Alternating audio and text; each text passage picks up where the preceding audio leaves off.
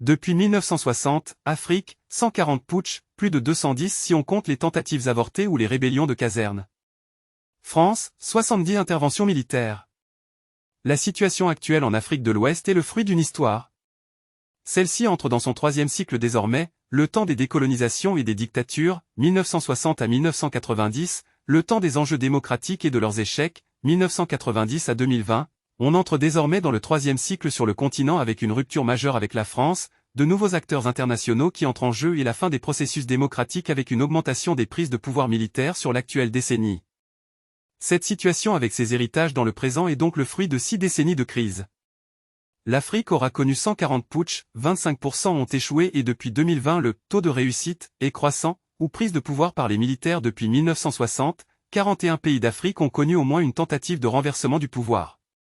Dans le monde, 7 coups d'État sur 10 environ ont lieu en Afrique.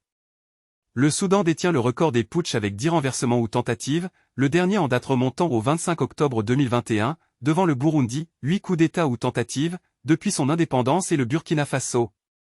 Parmi les pays les plus instables figurent également le Nigeria, 7, le Congo, le Bénin, 6, la République centrafricaine, 6, le Tchad, 6, les Comores, 5, le Ghana, 5, le Mali, 5, la Guinée-Bissau, 5, l'Éthiopie, 4, l'Ouganda, 4, ou l'Égypte. Le Niger, au cœur de l'actualité, en est à son 6e putsch ou tentative depuis son indépendance. Le premier putsch a eu lieu le 15 avril 1974, lorsque Séni Kountché prend le pouvoir et où il exerce, de facto, la fonction de chef de l'État jusqu'à sa mort en novembre 1987. La Gabon vient de connaître le 140e putsch depuis 1960 sur le continent.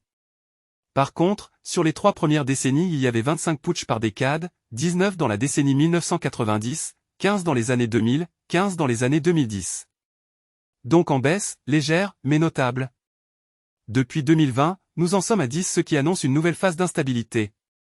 Dans le même temps, la France est la seule ex-puissance coloniale, quadrillée, le continent à travers plusieurs bases, au Sénégal à Djibouti, au Gabon, en Côte d'Ivoire, au Tchad.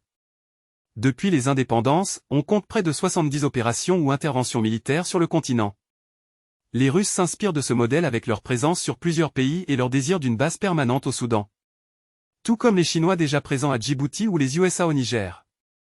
La rencontre de ces deux réalités a préparé la rupture que nous connaissons aujourd'hui.